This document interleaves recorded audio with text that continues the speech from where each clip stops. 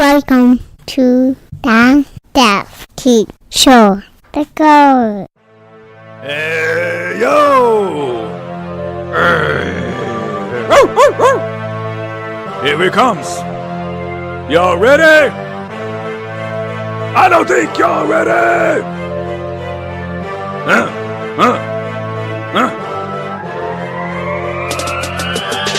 Jeff Key coming at you, the over-circumcised Jew.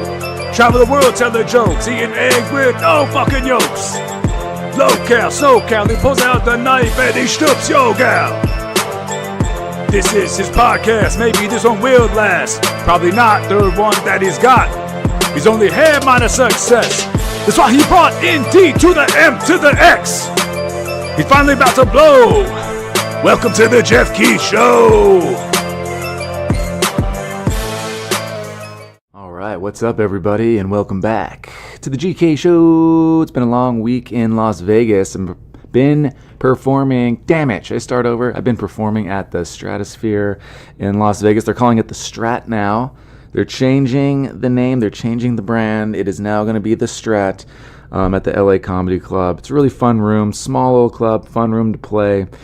So anyways, the shows all week have been great, a lot of fun. And it's good to be back at a club and off a boat for once. But I do enjoy every crowd I perform in front of. So anyways, I'm going to talk about last night because I just think it's an interesting thing how some people think a comedy show should go. And I'm talking about people who end up disrupting the show.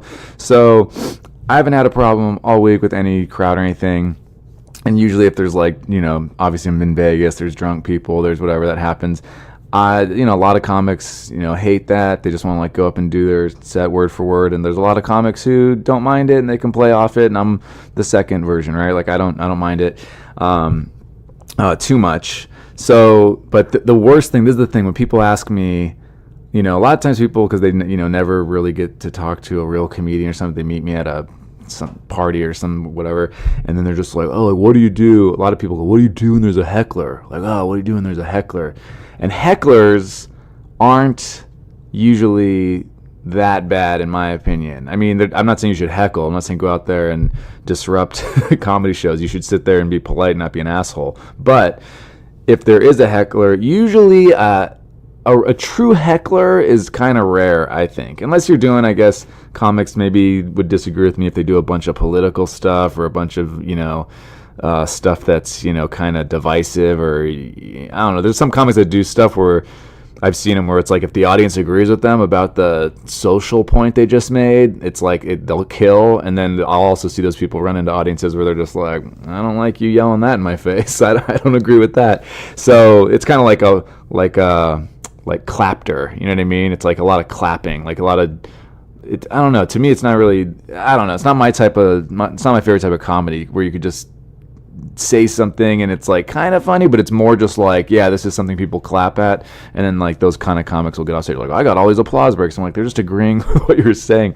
I don't care. If I get an applause break, I hope it's because I made you laugh so hard at something that you start clapping, or you really appreciated the bit, or whatever. So I tell a lot of stories on stage, so sometimes it'll happen at the end of stories because they're oh man, that was so funny throughout, we really enjoyed it, and then the end was, oh, that was a great ending, good pop at the end, whatever.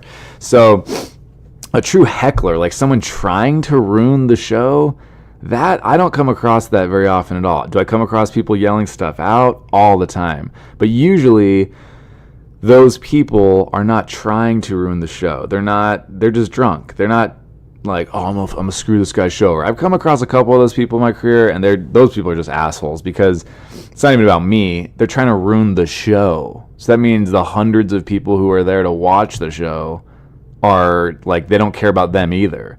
I had this happen once I'll get to this girl, this lady last night, but this happened at the University of Rhode Island, I think, or no. It was Bryant University, which is, I believe, in Rhode Island.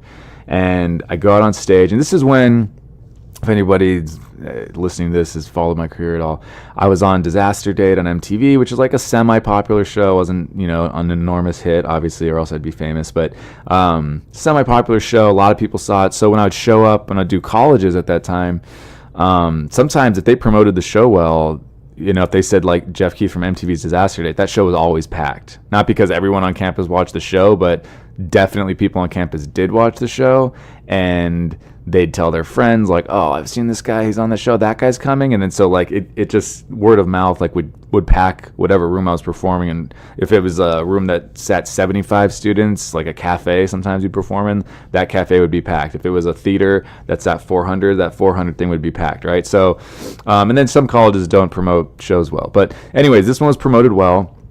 And there's probably 400 people, I'd say, 350 to 450 people in a theater. And I could just tell people were excited. Like, there's just a different vibe when they know who you are already, which is, for my career, that hasn't happened a ton. Like, I've definitely had people come up to me after shows like, oh, I saw you on whatever. But it's not like most of the crowd or half the crowd right when I come out are like, that's that guy I know. That has not happened very much for me. In my career, but sometimes around this time that would happen. So I go out on stage, and like you could tell when the whoever brought me up was like, and you might have seen it on MTV's Disaster Date, like people just like went crazy because they were fans of the show. Not the whole crowd, but a lot of people. And so I walk out on stage, and this guy, like dead center, like he could not have been more in the middle to like fuck everything up. Before I say anything, was like, what's up with those wrinkled ass jeans though? Like I didn't even say any hello yet. Like he just like he I could tell too that like right away he wasn't just there to have fun. Like he was there like, what? Oh, this guy thinks he's a comedian, like watch me be funny in front of all these people. So long story short, first of all, my jeans are wrinkled because I just forgot to iron them. I was traveling nonstop at the time. But I just looked down at my jeans. I'm like, oh yeah, I don't know, man, they're wrinkled, whatever. And then I tried to like start, and he just kept saying stuff, and you could just tell it wasn't about the show because I hadn't even started my show yet. And it was just like he was just trying to get attention, and he really wanted to be funny. So what happened was I just obliterated this dude for 12 minutes. 12 full minutes. Like he would not shut the fuck up, and I was obliterating him. Like he would say something, no one would laugh, and then I'd say something, and like everybody would erupt and they'd cheer and like they'd crack up and all stuff. And then so after 12 minutes, I just looked at my watch and I go, yo man, I go, it's been 12 minutes. I go, do you understand what's happening? I go, you're not winning this. I go, like, you're saying something, no one's laughing. I'm saying something, everyone's laughing. You're trying to be funny. I go, you're being a dick, dude. I go, all these people showed up to see a show, and I want to do a show for all you guys. And then like they all start cheering, And I go, and you're just like making it about you. And then this guy at this point was like beaten down because I'd, handled him for 12 minutes like consistently throughout the entire 12 minutes. So he goes, oh, just go ahead and do your show, man. Just go ahead and do your show. Like, kind of like throwing his hand at me, like, oh, just whatever, dude. Like, trying to act like he's the boss and he's telling me, oh, I can do my show now. And I never really, there's been a few times in my career where I got actually annoyed and upset with an audience and an audience member.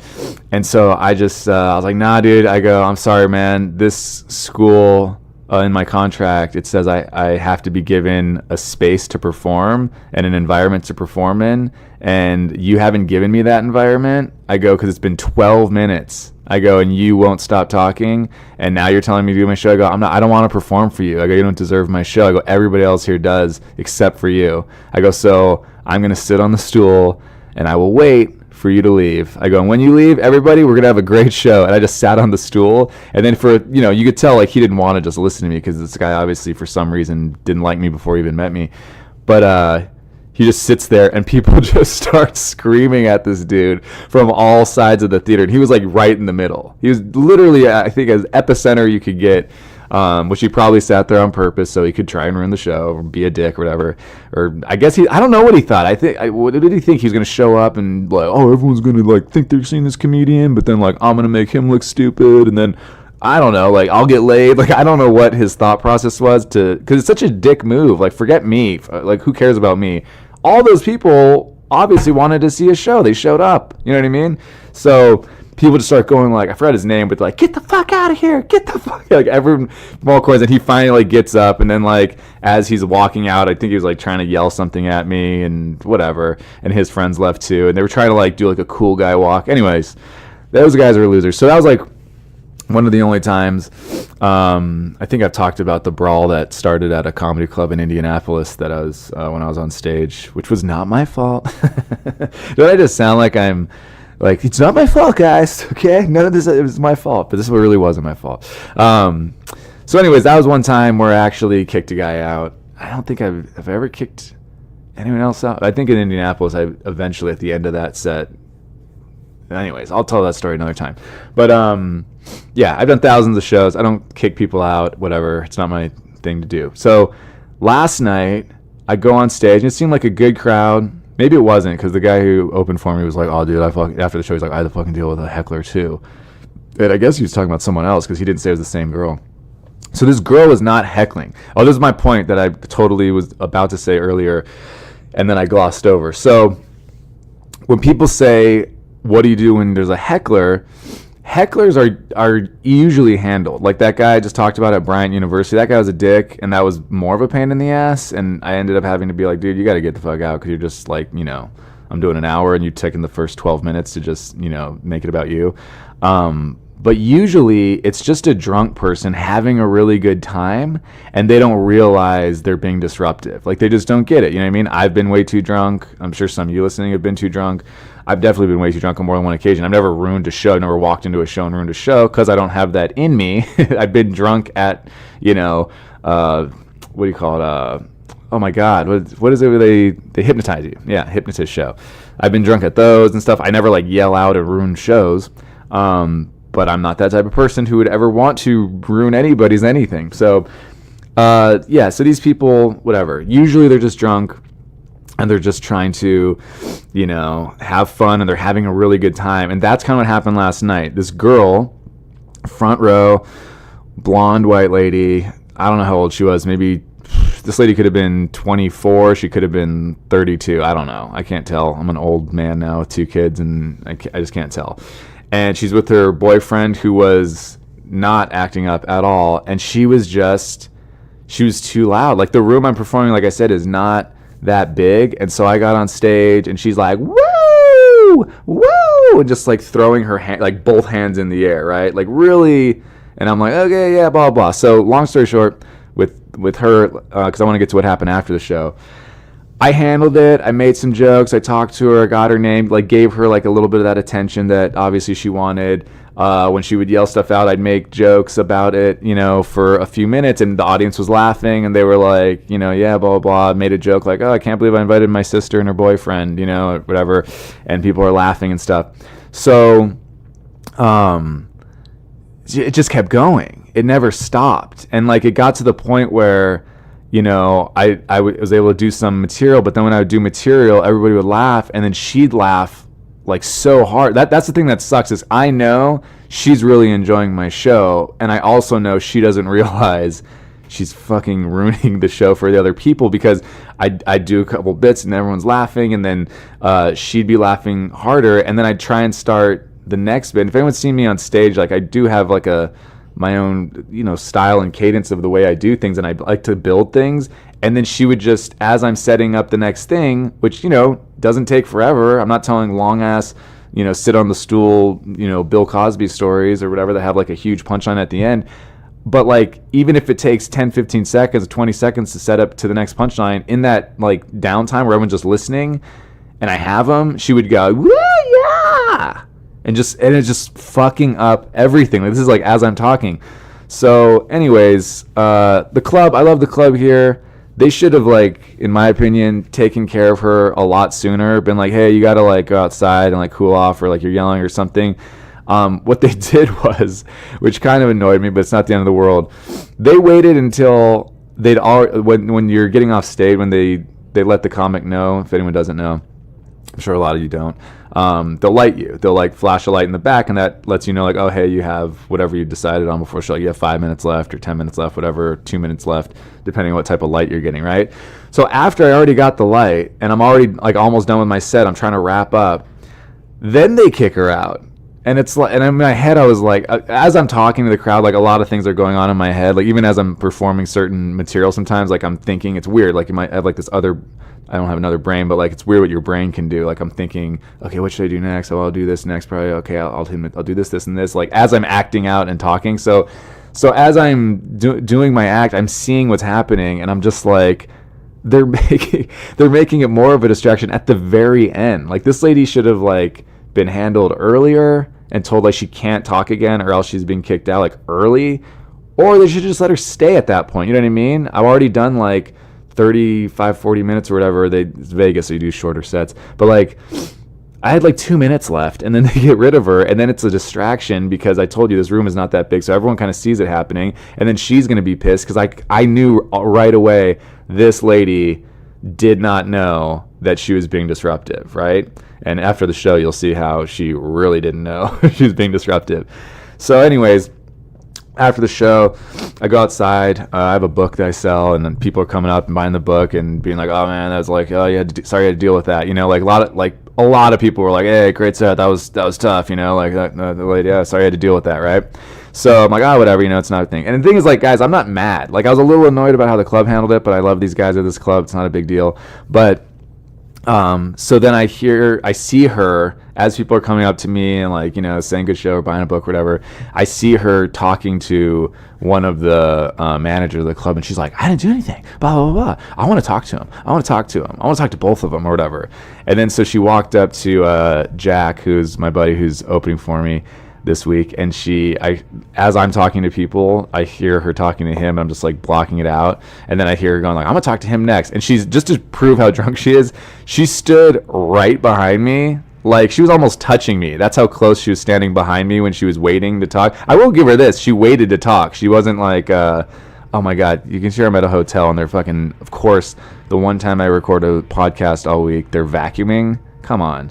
So oh god, should I just stop this podcast? That's so annoying. Oh jeez, right outside my door. I haven't heard them vacuum outside my door the entire week, and now they're vacuuming outside my door when I'm recording a podcast. So anyways, in her drunk defense, she didn't interrupt, and she let like the other people come up to me. I also, my body language is kind of like, you're not fucking getting in here. But then she waited, and then she's like, hey, like, you know, can I talk to you? Like they said, and I'm like, yeah, of course, whatever. This is the thing too, like a lot of people, when I told my wife about this, and I told my parents to do, and they're just like, oh, how awkward. I'm like, I got nothing else to do after the show. I don't mind. I'll have this interaction. It'll be a fun story, or you know what I mean? It'll be interesting. And she's like, hey, can I talk to you? Like I didn't do anything, and like they kicked me out. They said I was like, yelling out and stuff and all. And I go, look, miss, I don't think you're a bad person. I don't think you were trying to like ruin the show or anything. I go, yeah, you were yelling out a lot. And she's like, but I wasn't.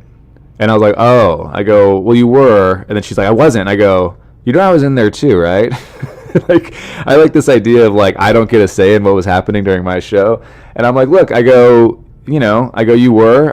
She's like, a lot of people were yelling out. And I'm like, not the way you were. And she's like, yeah, they were. And I'm like, no.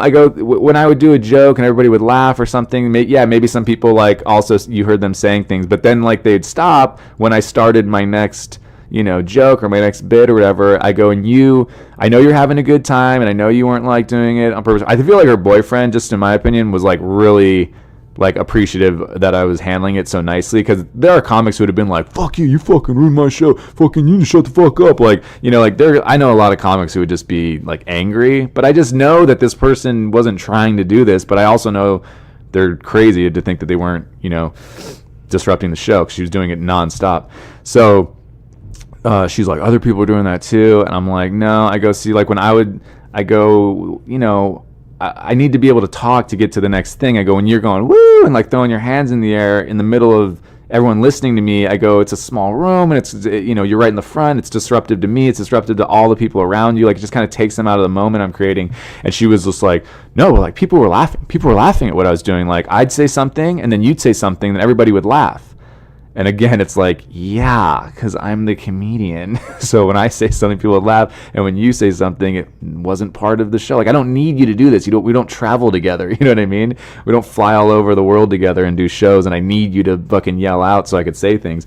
So I was like, yeah. And I go, you know what? I go, a little bit of that, not a huge deal. Honestly, I go, I don't mind it. Other comics would. I go, but it can't be the whole show. I go, that can't be the whole show. And then she looked at me like with this face, like, what the fuck are you talking about? That's the only way I can describe her face. Like her brow just got all furrowed, and like she like turned her head aside, like, what? Like that is how a show should go? She's like, no. She's like, that is like a good show. And I go, look, I go, okay. I go, I'm going to have to disagree with you here. I go, with all due respect, I go, I do this for a living. I've been doing this for like 16, 17 years. You're not going to tell me how my show should go or how a comedy show should go.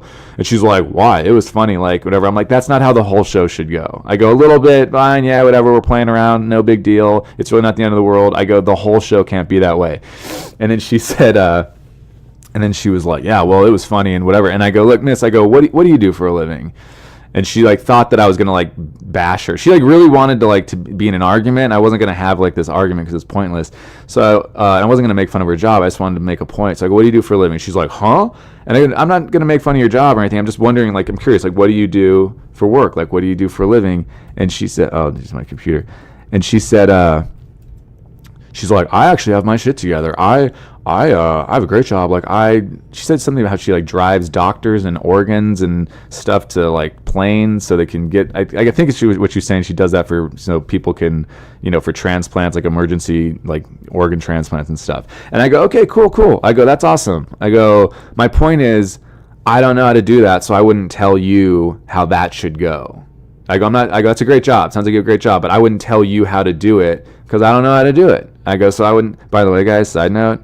Sounds like she just drives the car. I could do that, right? But I was trying to prove a point. I could easily drive a car with a doctor in it who has some shit that somebody else who's a professional package, but maybe she packages the organ. I don't know. My point I think you guys get is I was like, look, I would never tell you how to do your job. So please don't tell me how to do my job because I know more about my job than you know about it, and you know more about your job than I know about mine. And the boyfriend was just sitting there like, come on, can we get the fuck out of here? You know what I mean? And at one point, by the way, she even said, like, early on, she goes, he even agrees with me. And I looked at her boyfriend, and he just had a look on his face like, like, I'm just trying to get laid, dude. We're in Vegas. I think they're locals, actually. Who are these motherfuckers yelling outside my room now? Oh, boy. This has not happened all week. And now for the podcast, you guys have to hear all this. Maybe it's authentic. Does it feel authentic? Like, oh, we're in the room. We're there with you. That's how it should feel. I'm in my underwear, by the way, if that's even more authentic. I'm in my underwear. There's people vacuuming and yelling outside. So anyways, this lady would not stop. And she was like, look, I wasn't doing that. She went from like I was doing it and it was funny to like I wasn't doing it. She kept flip-flopping back and forth between those things. And then so again, she said like I wasn't doing it.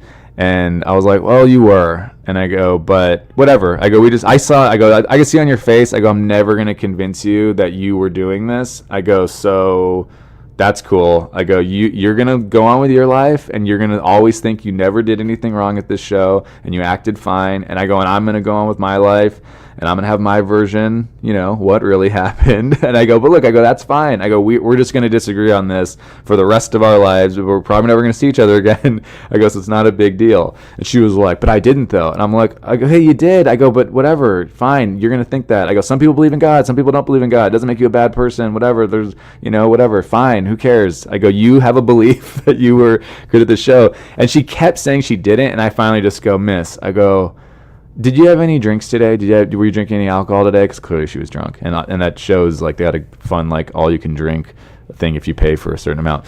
So she's like, yeah, like, wow, what's what? I had some drinks, and I go, okay, look, that's fine. You're having a good time. You're partying. I go, that's great. I've had no drinks today, and she's like, so what? What's your point? I go, my point is, I think that in court my testimony would hold more weight. She's like, huh? And I go, I think you'd make a bad witness. I go, I think somebody who's hammered saying, hey, this is what happened, and somebody who's totally sober saying, hey, this is what happened, I think that my argument would probably hold up better in court. And then her boyfriend was just like, hey, man, thanks so much, dude. Like, great show. Like, he was just trying to get out of there. And then I go, have a great night. And, like, it's funny because the managers and everybody was trying to, like, help me get out of it. But I didn't fucking care. Like, you know what I mean? If her boyfriend was going to, like, beat my ass or something, he probably could have. He had a beard. He was one of those guys that looks like you could just fight. You know what I mean? Just, like, take blows. Like, if I was punching him, he'd just be like, yeah, that feels good. I like getting in fights. And then he'd punch me in the face and it would hurt. So... but he's a nice guy. But he was just talking to her, and she wasn't going to slap me or anything, so I didn't care. but they're trying to get me out of it and everything. And then I said, look, I go, you have a great night. I go, I don't think you're a bad person. We disagree on what happened. It's not a big deal. It's whatever. It's like one moment in a long life, you know? And then she was just like, but I didn't do anything. And I'm like, okay. Like, what do you want me to say? I don't even get what you want me to say. So I ended up just walking away. So anyways, now what we're going to do, I got a quick thing. I'm going to play a video about the 26 psychology facts you never knew about people. Okay, this is on YouTube, and usually I would just like pull the audio and put it at the end, but I'm just gonna play it so you can hear it, and then I'm gonna, because I think I want to make some comments after some of these. But before I get to that, another quick little I don't know, it was a fun story or whatever. So my wedding anniversary is in coming up in a few months. And I said to my wife, like, oh, what do you want to do this year? Like last year we went to, Cabo. We went to Puerto Vallarta and just like went to Nayarit. I don't know, whatever. We're in Puerto Vallarta area. And we went to a resort in Mexico and like had a great time. And it was great because my wife finally was able to like just relax and, have a couple drinks. And so this year I go, hey, what do you want to do this year? And I'm like, we've never done wine country. Do you want to do that? We threw out a couple ideas, and my wife was like, yeah, let's do wine country. Like, we've never done that. Like, we've always said we wanted to do that. So, guys, I had no clue. I was like, oh, wine country is great. Like, we don't, the flights will be a lot cheaper. Like, this will be a much cheaper trip. Boy, was I wrong. I thought this was going to, I thought it'd be like, a little bit of money, but I didn't know how expensive it would be. Holy shit. I don't know who's been up to Napa or Sonoma or any of that stuff. All the hotels and everything are super expensive. I was looking up different places. I go, hey babe, what do you want to do? This was last week when I was in town. I go, what do you want to do? Do you want to go to like a, just like a hotel, and then, because we're gonna be hitting the vineyards and blah, blah, blah, and like in the fun restaurants and everything, or do you want to go to, like, look at this place, it's like a resort, and, it looks like this place is like really nice, and the thing said that it said enter the dates you want to go, right, to get like a price. So I entered the dates, and, like July 12th through 16th or something, right? Or 12 through 17, whatever, around there. And it said, like, oh, like that price would be like $1,278. And I'm like, oh, okay, that's like not super cheap, but that place is dope. You know what I mean? This place looks really nice. And so Christy, my wife, was just like, yeah, she's like, that place looks super nice. Like, let's just do that. I'm like, yeah. And I'm reading the thing that's like A-list celebrities and, athletes like to come here to relax. I'm like, sweet. A-list celebrities, athletes, Jeff, Christy. Makes sense. You know what I mean? I'm at the Stratosphere this week.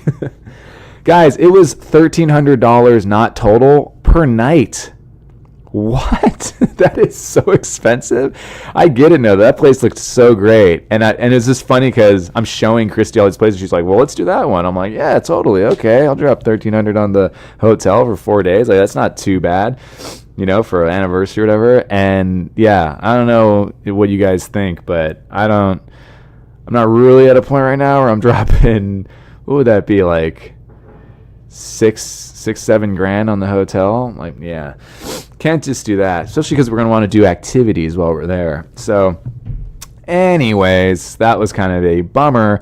But if anybody has any tips or anything about wine country or where to stay or like places we should go, I read one thing, comic Eddie Ift is a buddy of mine. I asked him if he knew, because I know his sister's a sommelier. And he just sent me a link to this like Napa for Beginners website.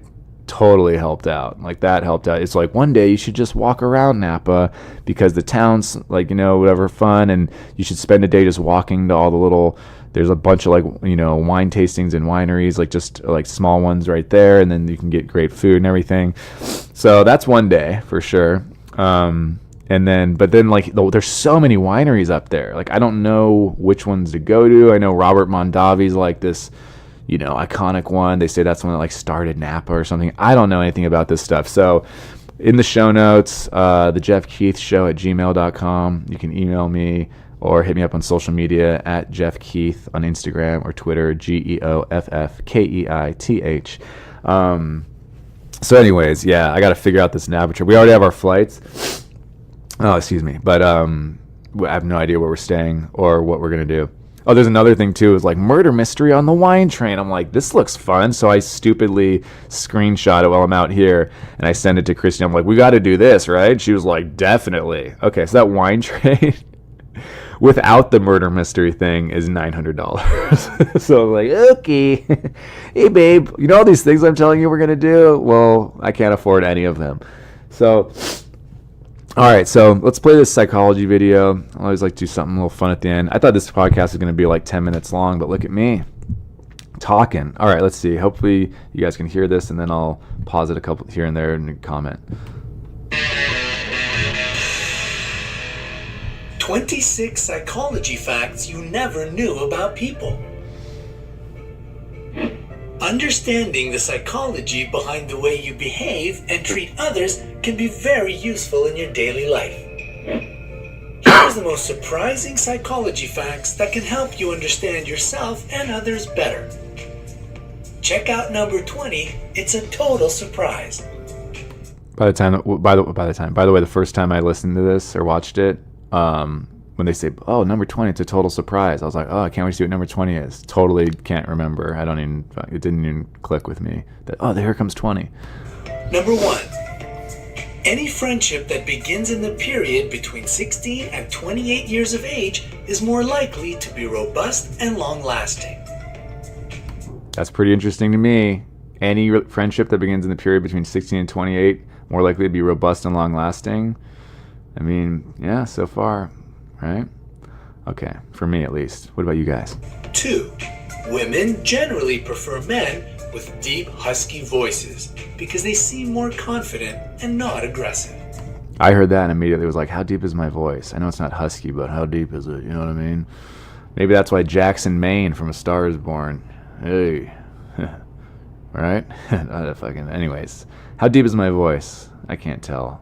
Everyone hates their voice, right? When they hear it back. I remember back a long time ago, some girls would be like, you have like a really nice voice. I'm like, I feel like I sound like an idiot. Every time I hear myself talk, even now, I'm just like, I sound like a dumbass. That was Hugh Jackman screaming during a 3. whatever. The smarter the person is, the faster he thinks, and the sloppier his handwriting is. I do have crappy handwriting, so I must be a genius. 4. Our emotions don't affect the way we communicate. In fact, the way we communicate has an influence on our mood. 5. The way a person treats restaurant staff reveals a lot about their character. I slap them in the face if they get my ranch dressing order wrong. What about you guys? 6. People who have a strong sense of guilt understand others' thoughts and feelings better. 7.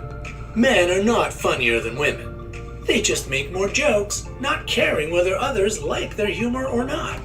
All right, I gotta talk about that one. That's so funny to me because at first you'd think, as a man and as a comedian, I'd be like, what? Men are not funnier than women? But when they say the second part, they just make more jokes, not caring whether others like their humor or not. Oh my God, yeah. So many guys I know.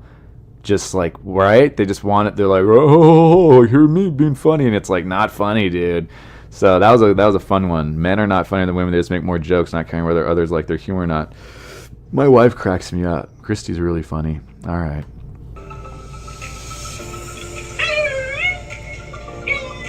8. Shy people talk little about themselves, but they do so in a way that makes other people feel that they know them very well. 9. Women have twice as many pain receptors in their bodies than men, but they have a much higher pain tolerance.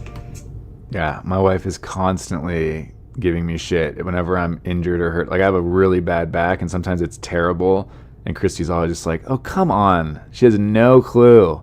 Also, I'm a man, so I have a lower tolerance for pain, biologically. So, cut me some slack, all right? If I had a nice, husky, gruff voice, but I'm also a wuss, then what? Are you just attracted to that or not? How's that work? 10.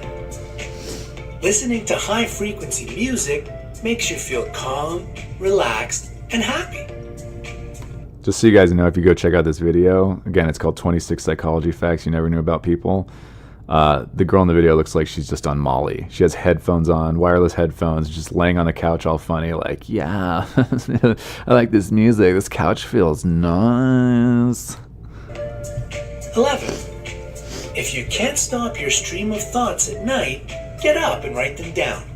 This trick will set your mind at ease so you can sleep. Totally live by that one. I used to do that all the time, and also that just helps. I had a friend once, won't say who, playing basketball, and he's at a new college, and he wasn't playing up to how well he easily could play. And then so I had him do this exercise, and I was like, dude, I was out there like visiting him. He was in another state, and I go, here's a piece of paper and a pen. I go, write down everything that's bothering you, everything that's going through your head. I go, I'm not going to read it. Don't worry. And then like he took some time, took probably like 20, 30 minutes or whatever, I think, and like wrote down a bunch of stuff.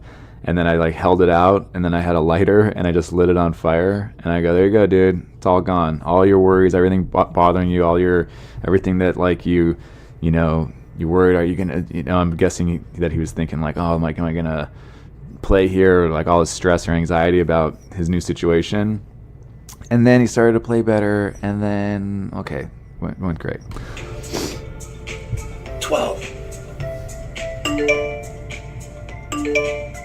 Good morning and good night text messages activate the part of the brain responsible for happiness. 13. I do feel good when I wake up and my wife texts me good morning. So Christy, if you're listening to this, why don't you do that anymore? Doing things that scare you will make you happier. 14. The average amount of time a woman can keep a secret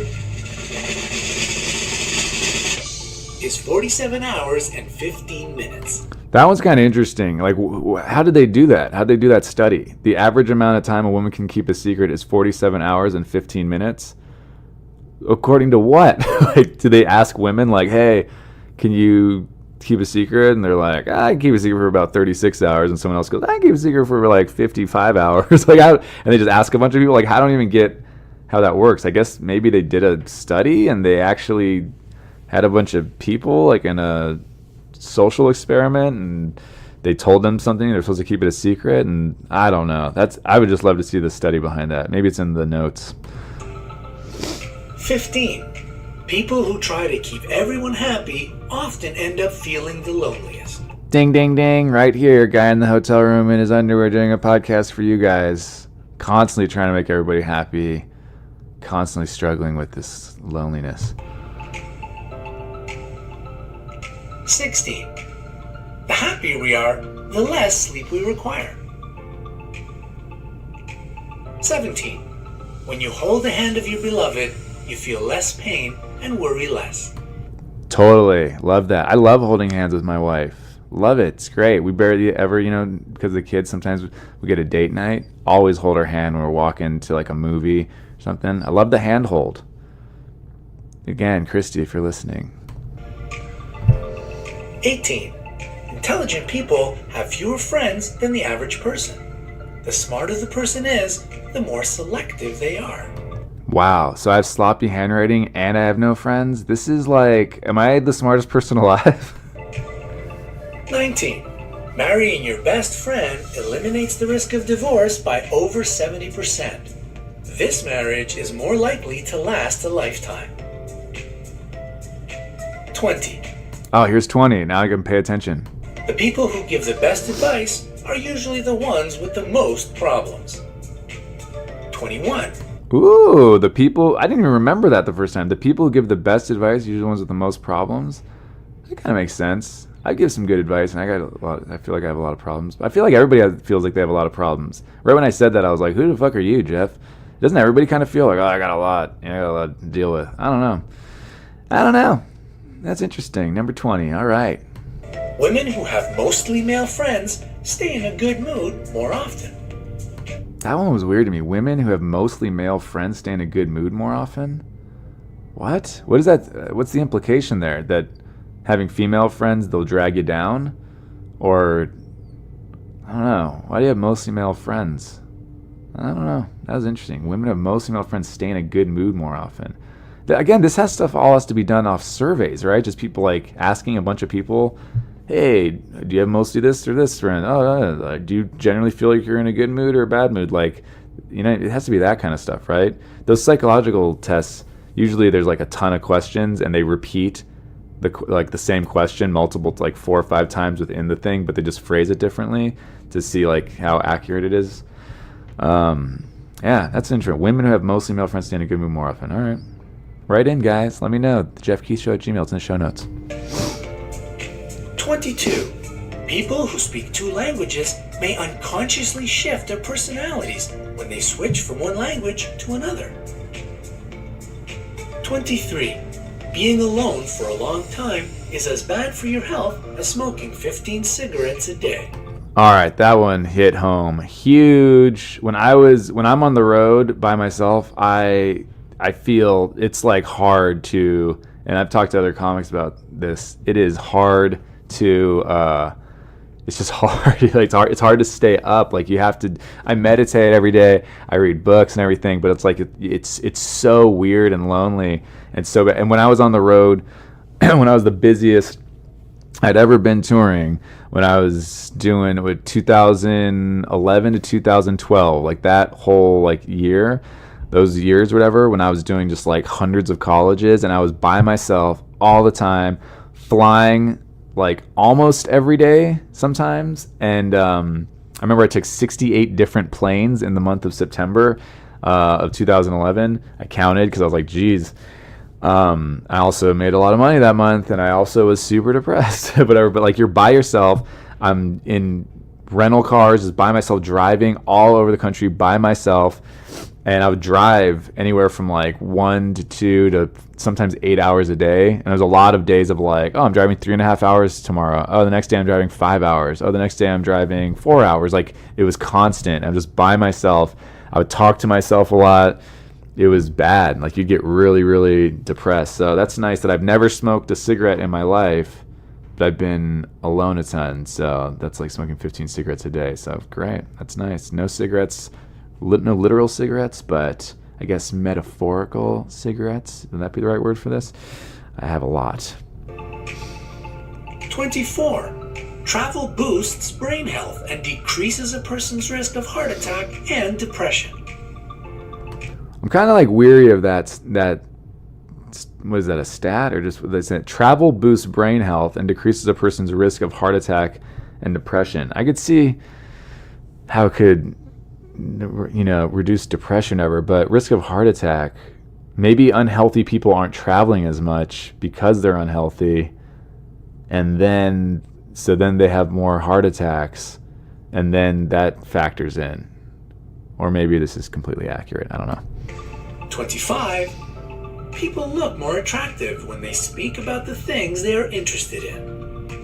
I like that one. That's true. People light up when they're talking about things that they actually care about. And it is, I'd rather listen to someone talk about something that they're like really into than someone just being forced to talk about something they don't care about.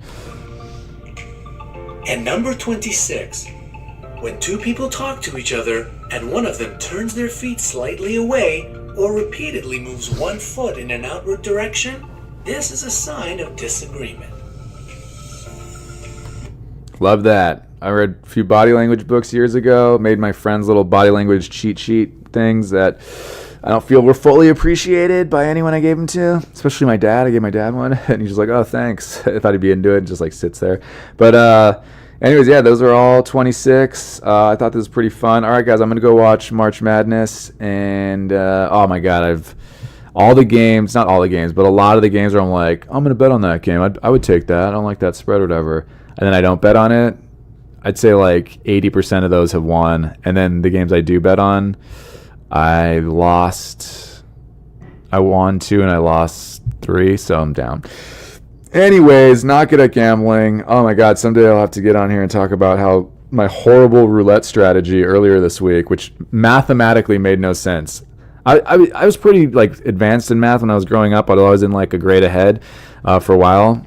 And so I'm pretty good at math. And mathematically, the way I was playing roulette, there was really no way for me to ever win, like to ever end up. I woke up the next day and I was like, well, I am stupid. All right, guys. Well, everybody, hope you have a great week. And if you're interested, check out my Instagram. I'm trying to put up funny videos that make me laugh. And some people really like them. I get messages, but they're not blowing. You know what I mean? They're not blowing up because I'm terrible at social media. So I'm trying to get better. So I'm just trying to put out goofy, funny stuff that I think is funny. Anyways, appreciate you guys listening.